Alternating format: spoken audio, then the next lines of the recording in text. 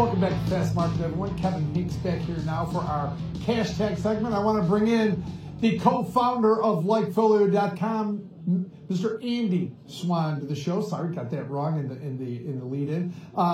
He's going to talk about our featured name today, and that is Tesla. Andy, Dan Ives put a number out there, $500. He's talking about the golden age of autonomous vehicles. Now, from a calendar perspective, every month we eat closer to some type of rollout, right? What else? Is there anything else you're seeing? You bring the data. That's what you bring to this show, and it's awesome data. What are you guys seeing from your data on Tesla as we creep ever closer to that launch in about a month in Austin? Yeah, the launch in Austin is going to be fireworks for sure either way, because either they roll this out and things work well, or they roll it out and things don't work well, or they delay it. And so those are kind of the three options, I think, going into this. I do have some confidence that Tesla will be able to roll this out without major issues. I think they're doing it in a really safe and careful way, which, a lot of times isn't seen as Elon Musk's style, but I think he knows and the company knows that there are a lot of eyeballs on this rollout of the robo-taxis, and so they pretty much have to nail it. So that's a risk factor going into June.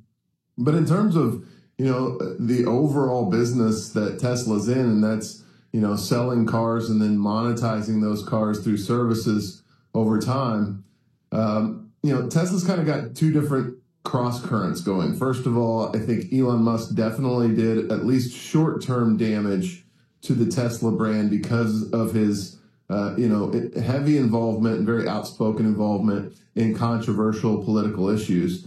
There's no doubt about that. And we see it reflected a little bit in the data in terms of web visits. Web visits are down year over year about 13-14%.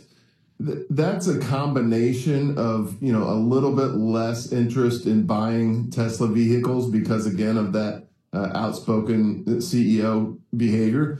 But also it's a cyclical thing. It's something we've seen several times in the last, 7 years at LikeFolio. It's just when you think Tesla's, kind of peaked in terms of popularity, they bring it right back with a new model refresh, a rollout, and pricing or financing that makes people just say, I have to have this car. And so that's what's happened historically. We think that's going to happen again. We think that we're at a trough in the consumer interest cycle.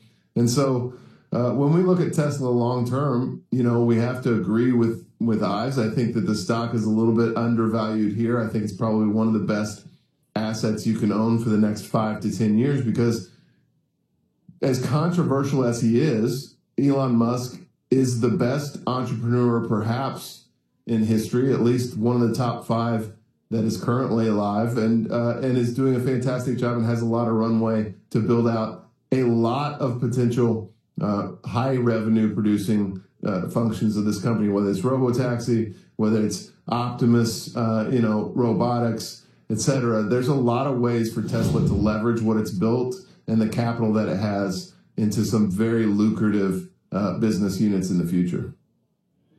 Andy, I want your thoughts on this.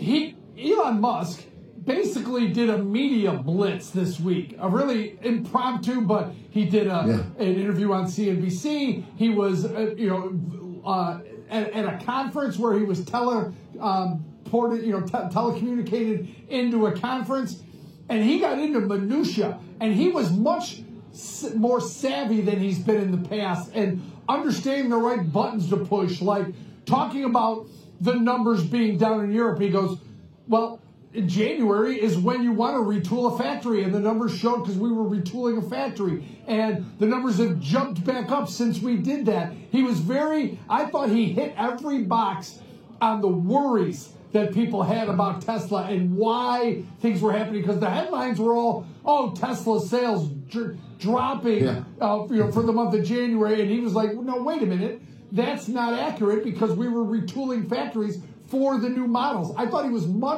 was very specific, got into minutia about it. I thought it was one of his best interviews I've ever seen. Andy, your thoughts? Yeah, and I think that's the Elon Musk that Tesla shareholders want to see. I think that he had that kind of same energy, enthusiasm, and research on the Doge side of things, on the political side of things for the last 6 to 9 months, and quite frankly, was distracted from what was going on at Tesla. I think in his mind, it probably all lined up really well. We're doing a refresh of the Model Y. We're retooling.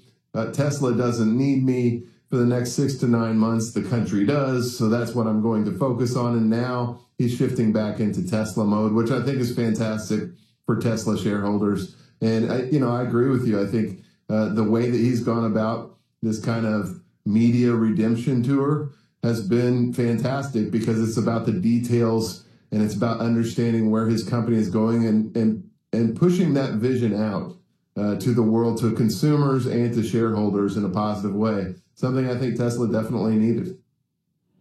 Yeah, and the way he went into specifics about robotics and specifics about the robotaxi and self-driving, and he gave people ideas and thoughts about everyone having their own little R2-D2 at their home. And he talked about people going to sleep at night and their car out working while they sleep. I think it was a light bulb for some people thinking, wait a minute, this guy is doing things that are going to change the way I live each day, the car I drive, what I do with that car when I'm sleeping. I just thought he got into so much detail. It was the best real-life TV that I've watched in a year, and I thought he really explained himself well. But now, here's the thing. If Andy Swan, who, you've been very clear, very honest, you are a Tesla enthusiast. That's why I like to have you on the show to talk about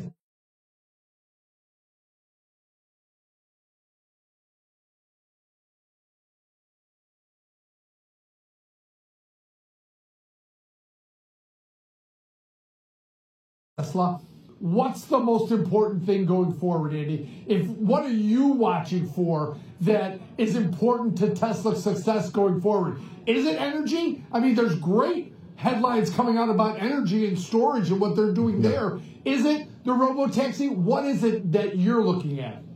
Look, I think Tesla's in all the right sectors. Everything that they're doing has a massive tailwind.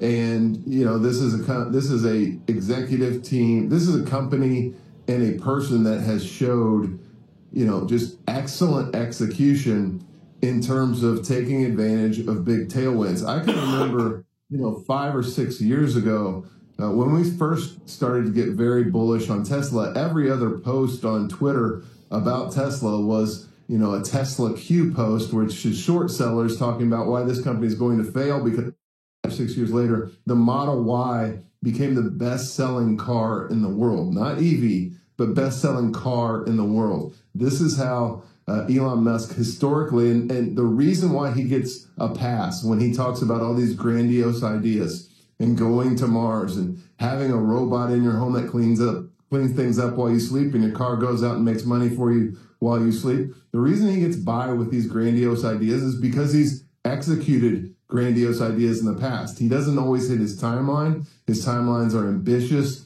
I think they're there to push his team and to push shareholders to think big and beyond the next quarter.